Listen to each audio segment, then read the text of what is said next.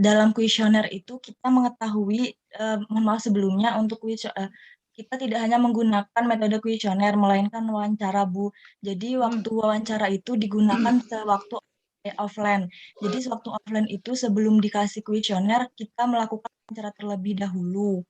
Nah, di sana itu kita ada sharing-sharing sedikit, karena tidak menggunakan wawancara terstruktur, hanya, wawancara tidak struktur. Nah, di Oke, sebentar. Sebentar Aninda, bentar. Jadi kalian 200 orang itu kalian temui satu persatu begitu untuk mengetahui dia distres apa tidak? Untuk 200 orang itu 150 itu secara online, Bu, melalui Google Form. Untuk yang 50 sisanya itu kami secara langsung offline. Oke, maksud saya itu mungkin persepsinya aja berbeda. Ini kan pengaruh reliansi terhadap distres psikologis mahasiswa. Jadi kamu mengintervensi tentang reliansi kepada mahasiswa-mahasiswa yang mengalami distres psikologis. Betulkah begitu atau bagaimana? Judulnya dulu itu, Nak. Iya, Bu, betul. Jadi kami ini melakukan penelitian tentang mahasiswa yang mengalami dampak di masa pandemi. Berarti anak yang distres toh di masa pandemi kan?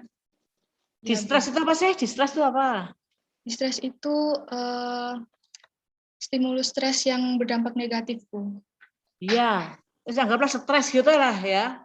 Kata pendeknya stres gitu. Benar enggak? Kita anggap gitu loh. Kita anggap stres wes. Ya. Pertanyaan Ibu adalah bagaimana kamu mencari mahasiswa-mahasiswa yang stres psikologis sebagai untuk dijadikan responden, itu dah pertanyaannya.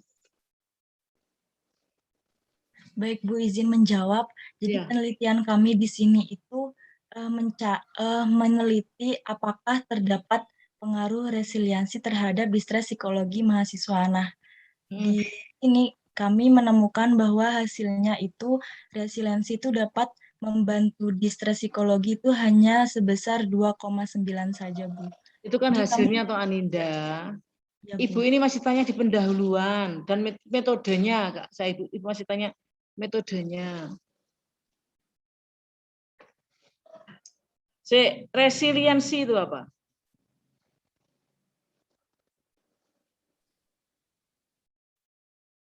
Resiliensi itu merupakan suatu kemampuan yang berfungsi untuk menghadapi berbagai stresor yang ada dalam kehidupan setiap individu. Jadi jadi individu ini, kenapa? Ya, Bu. Ketahanan itulah kata pendeknya gitu kan? Ya, Bu. Ketahanan terhadap stres psikologis mahasiswa kan? Ya, Nak. Pada kata singkatnya lah. Ya, Bu. Ketahanan jiwa gitu ya terhadap stres psikologis mahasiswa. Jadi pengaruh ketahanan jiwa ngono wes katakanlah terhadap stres psikologis mahasiswa supaya mempermudah pengertian. Jadi berarti sekali lagi pernyataan saya, berarti respondenmu ini adalah mahasiswa yang stres psikologis. Benar enggak? Ya. Kalau itu benar, bagaimana kamu mencari anak-anak 200 yang stres psikologis? Bagaimana kamu tahu kalau itu online? Offline kok wawancara gitu kan anak ini apa mungkin pandangannya apanya kan bisa kelihatan karena secara langsung. Kalau Google Form kan nggak bisa tahu. Bagaimana ketahanan mentalnya, bagaimana tingkat stresnya. Itu bagaimana jangan-jangan 200 itu nggak stres semua, bisa jadi kan? Kalau nggak diketahui dulu kan bisa jadi 200 nggak stres, nggak struggle orangnya kan juga bisa juga. Ya nggak? Benarkah? Atau ada dosennya yang bisa membantu? Siapa dosen ini yang gini? Mungkin dosennya yang terang ini jelas. Oke, Pak Nul aku jelasnya Pak Nul iki Pak Nul. Hmm.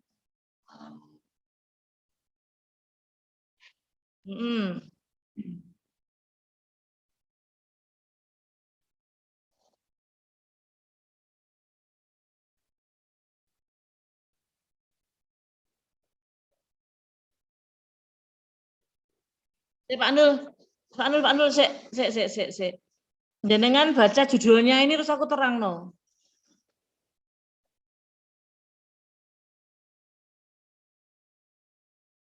Mm-mm. Mm-mm. Mm-mm.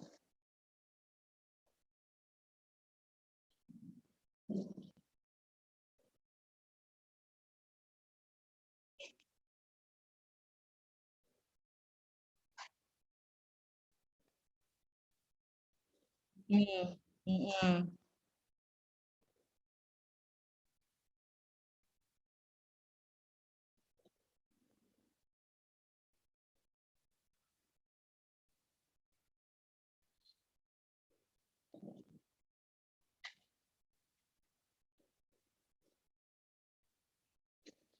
Pak Nur tadi sudah dijelaskan ya, aku memang pengaruhnya tak abaikan lah, pengaruh tak abaikan karena memang nggak cocok itu karena nggak ada perlakuan di situ.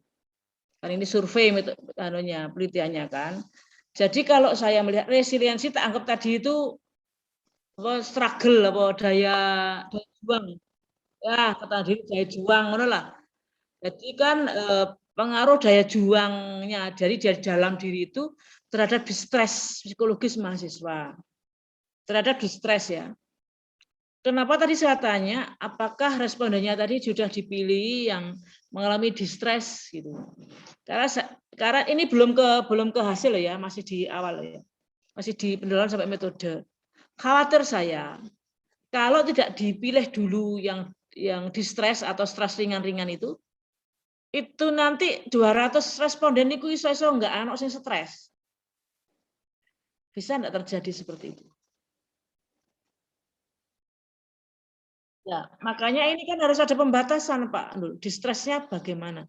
Bagaimana mencari responden yang distres? Itu tolong dimuncul nih, biar nggak jadi pertanyaan. Gitu, walaupun nggak dilakukan, seolah-olah dilakoni.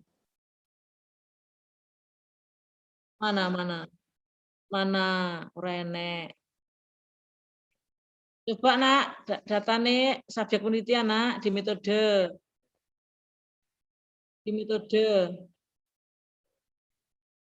Boten wonten. Makanya makanya aku takon kuwi di metode itu semuanya harus lengkap, termasuk pertanyaan-pertanyaan di Google Form, pertanyaannya di wawancara. Kamu tampilkan kayak si penelitiannya. Siapa tadi bimbingannya Bu Rahayu tadi itu? Kusnul. Tadi lihat enggak yang pertanyaan organik tadi itu? Sama-sama Kusnul nih aja nih.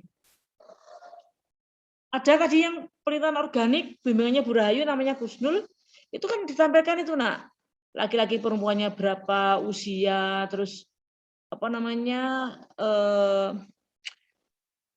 pendapatan apa mang lo si Kusnul tadi itu, kemudian gender, terus tingkat stres seperti penelitiannya FKIP tadi itu yang matematika.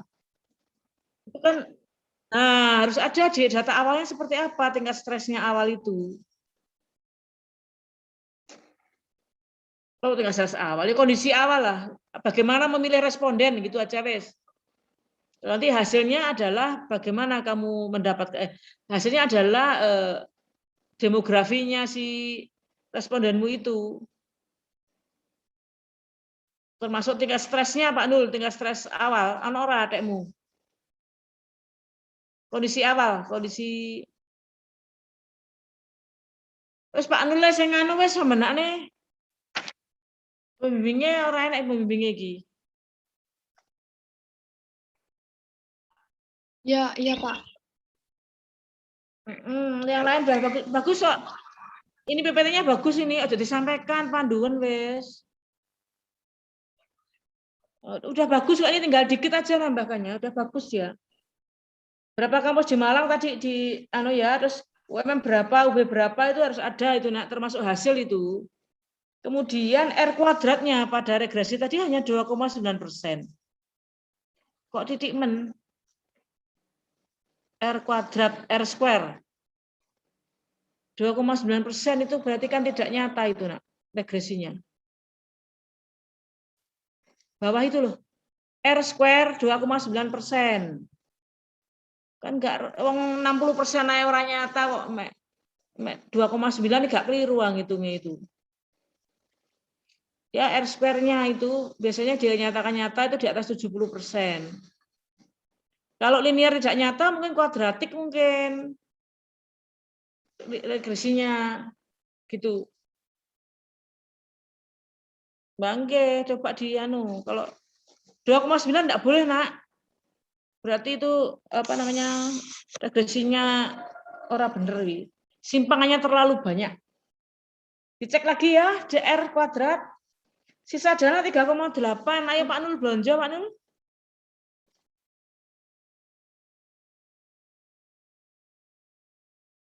Lah kuwi lho sik 4 jutaan Pak Nul ayo belanja ya.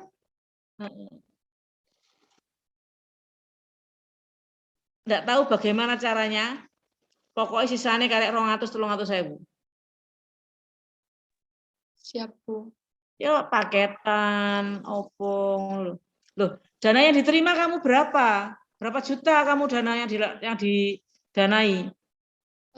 Untuk dana yang di proposal itu 5.530.000, Bu. Tapi Yang dana didanai berapa? yang dari dikti itu kan, Bu, 5.530.000. Itu ditulis. Ya, Dananya yang ditulis semuanya dari dikti tadi itu. Bukan dana yang kamu terima dari UMM. ya Bu, siap. Bukan dana pinjaman, tapi dana yang didanai. Loh, Pak Nul, berarti luwih akeh 4 juta luwih iki ayo wis. Udahlah. Iya. Heeh. Tapi dikembalikan ya. Kalau ya apa arek iki.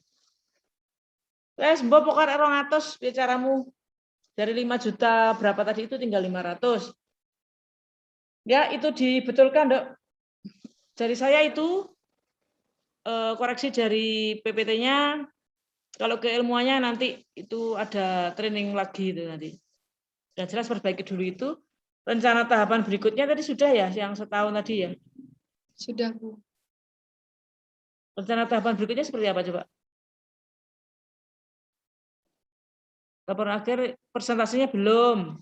Terus sama yang seperti punyanya Kinara tadi, kamu tahu kan? Dia hanya setahun sudah sampai ke masyarakat.